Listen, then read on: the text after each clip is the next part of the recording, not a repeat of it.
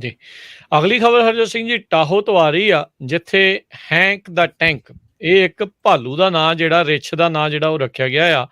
500 pound ਭਾਰਾ ਇਹ ਭਾਲੂ ਕਹਿੰਦੇ ਵੀ ਟਾਹੋ ਦੇ ਸਾਊਥ ਲੇਕ ਟਾਹੋ ਦੇ ਵਿੱਚ ਲੋਕਾਂ ਦੇ ਘਰਾਂ ਦੇ ਵਿੱਚ ਵੜ ਕੇ ਜਿਹੜਾ ਆ ਹੈਵਕ ਮਚਾ ਰਿਹਾ ਆ।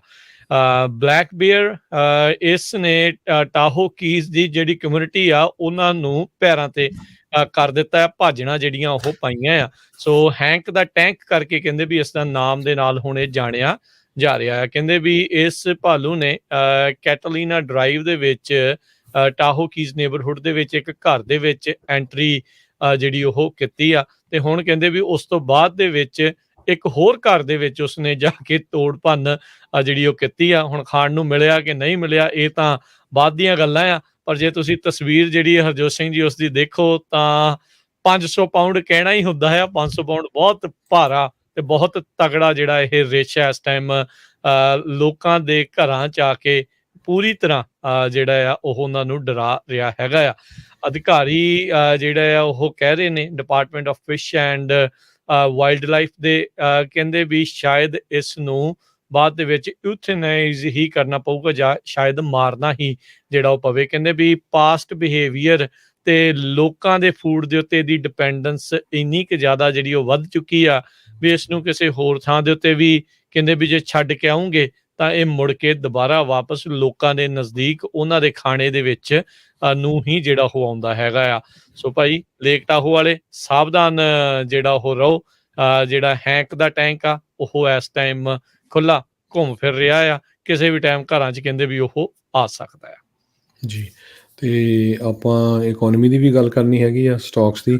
ਤੇ ਜੇ ਕੰਪਨੀ ਦੀ ਗੱਲ ਕਰਦੇ ਜਾਈਏ ਤੇ ਵਿਪਰੋ ਕੰਪਨੀ ਨੇ ਇੱਕ ਪੰਜਾਬੀ ਜਸਜੀਤ ਸਿੰਘ ਕੰਗ ਨੂੰ ਹੈੱਡ ਆਫ ਡਿਜੀਟਲ ਆਪਰੇਸ਼ਨ ਤੇ ਪਲੈਟਫਾਰਮਸ ਹਾਇਰ ਕੀਤਾ ਹੈਗਾ।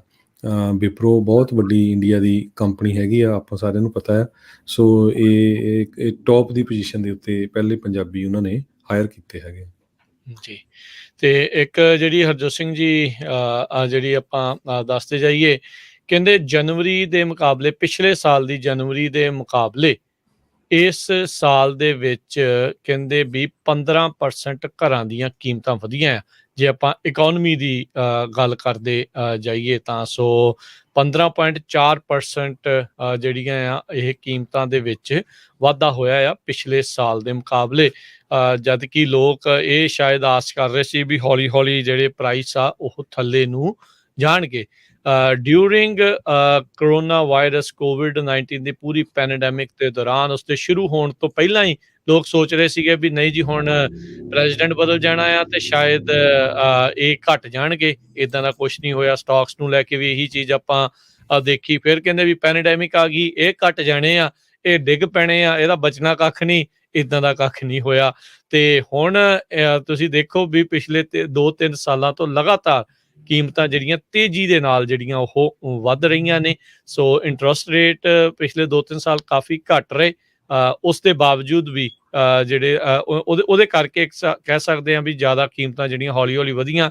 ਬਾਇਰਸ ਦੇ ਵਿੱਚ ਕੌਨਫੀਡੈਂਸ ਸੀਗਾ ਵੀ ਅਸੀਂ ਘਰ ਜਿਹੜਾ ਆ ਆਸਾਨੀ ਦੇ ਨਾਲ ਖਰੀਦ ਲਵਾਂਗੇ, ਪਰ ਉਹਨਾਂ ਨੂੰ ਕਾਫੀ ਕਹਿ ਲਓ ਵੀ ਮਿਹਨਤ ਜਿਹੜੀ ਉਹ ਕਰਨੀ ਪਈ। ਉੱਤੋਂ ਦੀ ਵਲ ਕੇ ਜਿਹੜੇ ਵੱਧ ਪ੍ਰਾਈਸ ਦੇ ਕੇ ਘਰ ਜਿਹੜੇ ਉਹ ਖਰੀਦੇ ਆ, ਤੇ ਹੁਣ ਘਰਾਂ ਦੀਆਂ ਕੀਮਤਾਂ ਅਸਮਾਨੋਂ ਪਾਰ ਜਿਹੜੀਆਂ ਉਹ ਹੁੰਦੀਆਂ ਜਾ ਰਹੀਆਂ ਆ।